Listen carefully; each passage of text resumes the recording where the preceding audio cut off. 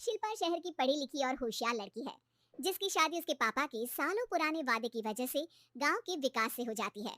शिल्पा की सास पुराने ख्यालों की होती है। अरे शहर की हो, इसका मतलब ये नहीं कि जो मन आए करोगी।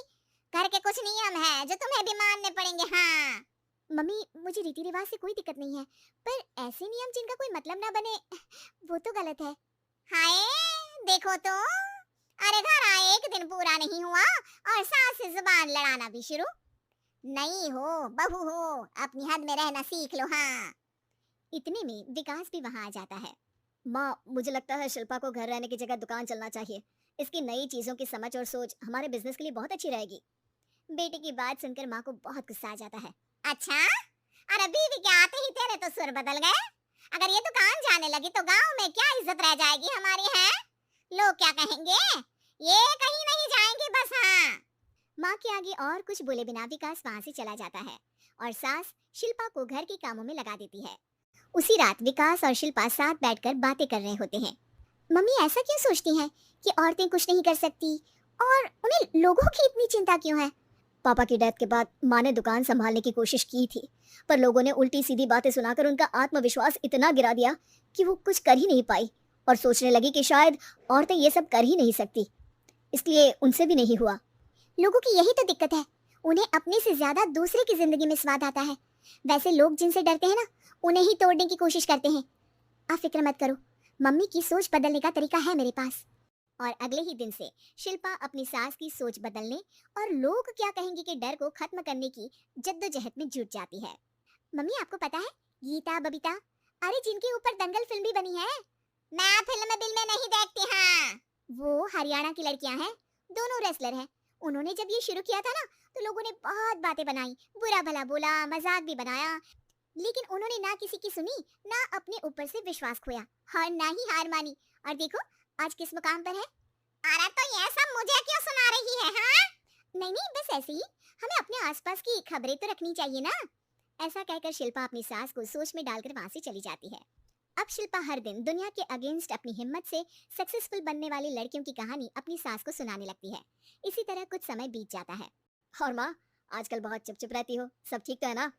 बस कुछ सोचती रहती हैं, इसीलिए ज्यादा बोल नहीं पाती। ऐसा क्यों हुआ माँ, कोई दिक्कत है क्या? अरे तेरी पत्नी ही दिक्कत है। है? मैंने क्या किया?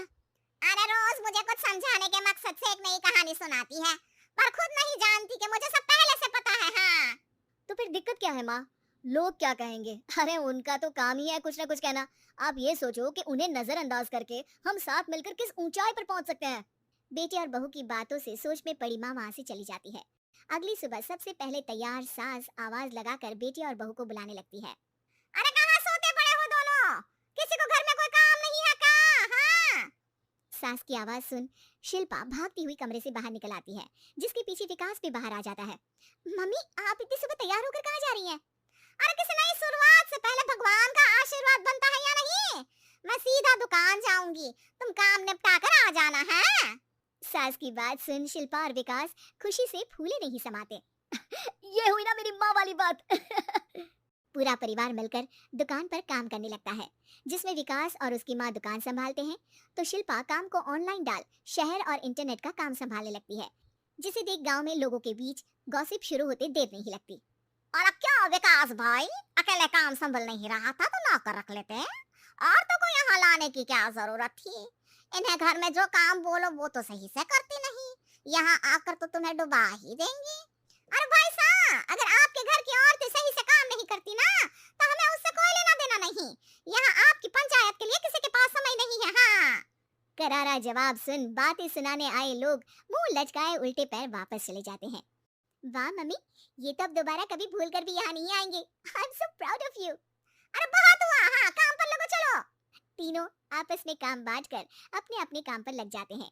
इसी तरह दिन दिनों के साथ महीने बीतते हैं, जिसमें शिल्पा की पढ़ाई, विकास की मार्केट स्किल और सास की फाइनेंशियल मैनेजमेंट से उनकी दुकान बहुत अच्छा बड़ा बिजनेस बन जाता है, जो गांव के साथ साथ शहर में भी अच्छा खासा मशहूर हो जाता है।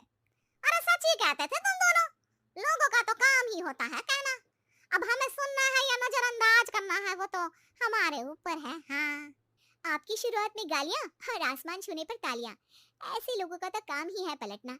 इनकी बातों से हमें कभी अपनी राह बदलनी नहीं चाहिए, बल्कि अगर बातें बन रही है तो समझ जाओ कि रास्ता सही है।